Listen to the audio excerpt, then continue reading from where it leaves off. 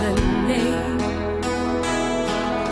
the one who is eternally the same. There is no other name. Worship the Lord, the one who said, I am the great I am. He is the one who made the common man his friend. There is no other name. Let every tongue proclaim and sing the name of Jesus. Let's magnify and praise the name of Jesus. No other name but Jesus. There's power in the precious name of Jesus. Jesus, Messiah, King of kings and Lord of lords. Jesus.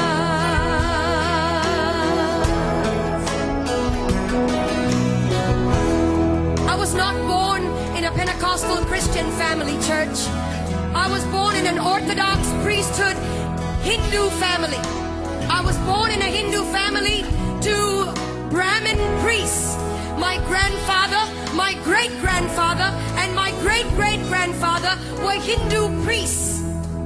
It was unthinkable and offensive for a daughter of a granddaughter of a priest to come away from that system. I was so hungry for God.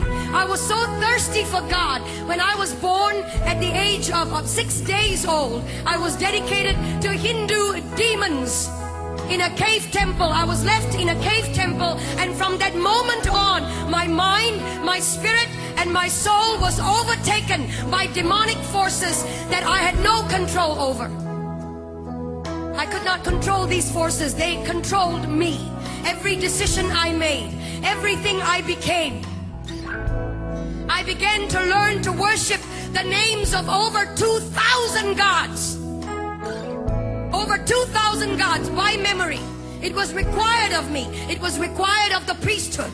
And I, as an obedient daughter of a priest or granddaughter of a priest, I learned the names of 2,000 gods. At the age of 19 or 20, I was so hungry for God, but I did not know His name, where He was, who He is. And so I started a journey of pain and darkness. At the age, in my late teens, in 1920, I became discipled under a witch. And the reason I went into that was not to harm anyone, but to find God. Any which way at all. When you're hungry, you get desperate. And when you're desperate, you will do anything to find God. And so I went after Him. And I didn't find Him in the pages of Hinduism. I didn't find Him in the pages of the priesthood creed. I didn't find Him in the pages of mantras and prayers that I was taught to believe in. I didn't find Him in the rooms of temples. Huge temples. I would go into that and want to look for God. There was one time I was in southern India, and there was in this temple, I went in and I opened the curtain. There was a veil that divided the holy area from the rest of the public. Well, I couldn't wait. I had no authority to go into that area. Only a male priest could go in there. I opened the curtain, and there was a 10-foot idol.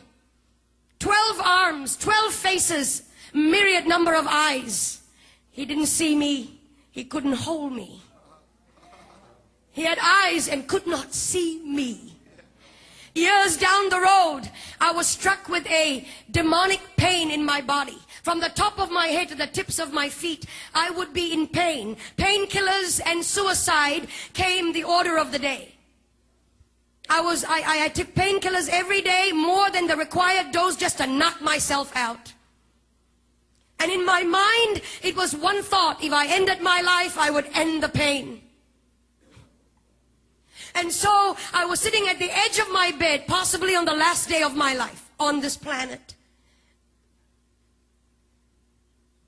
Sometimes, when it all looks lonely You feel that nobody really cares. Hear me, young people. He's watching over you. He's watching over you. And it may not be tangible, but He's over you. And He loves you.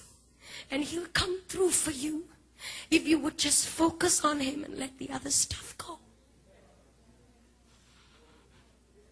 And I was sitting at the edge of my bed, frustrated, fed up. And I cried out, like you have cried out, Jesus!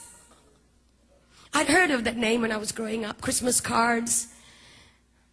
Christian people that would come to my door and tell me He died for you. And I would resist them and argue with them, proud and arrogant of the priesthood that I belonged to, ignorant. And when I cried out, Jesus, the presence of a holy God began to filter through that room. That room was darkened. The lights were switched off. I was sitting on the edge of my bed. I never saw His face, but His voice was as audible as anything that I've ever heard before. I am Jesus. I am God. And He touched my body. No doctor could cure the disease that was in my body. No doctor could heal me. Young men, no doctor could provide the answers. Nothing out there can.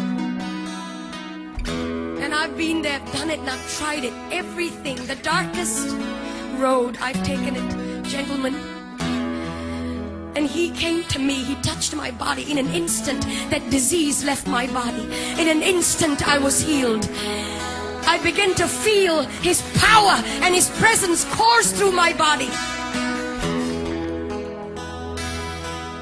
And then I went into this tiny church, about 50 people, and somebody up in front there looked a bit like this platform, and somebody up on this was talking about going into the water, that if you're baptized you become a new creature. Well, I didn't understand that either. I was wondering how water can make such a big difference. What's the big deal? We take showers every day. I went up to this preacher man and I said, will you put me in this water? Because everything and anything He wants me to do, I'm ready to do it.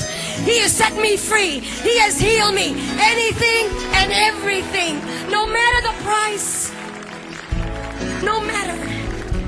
And so they put me in that water. When I came out, legions of demonic influences broke free from me. And I was set free, church. And today, depression is going to go. Heart disease is going to flee. Jesus is in this house.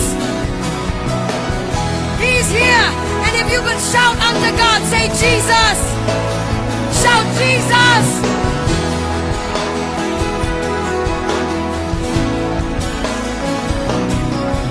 He's the one who said, I am the great I am. And then He gave Himself a sacrifice.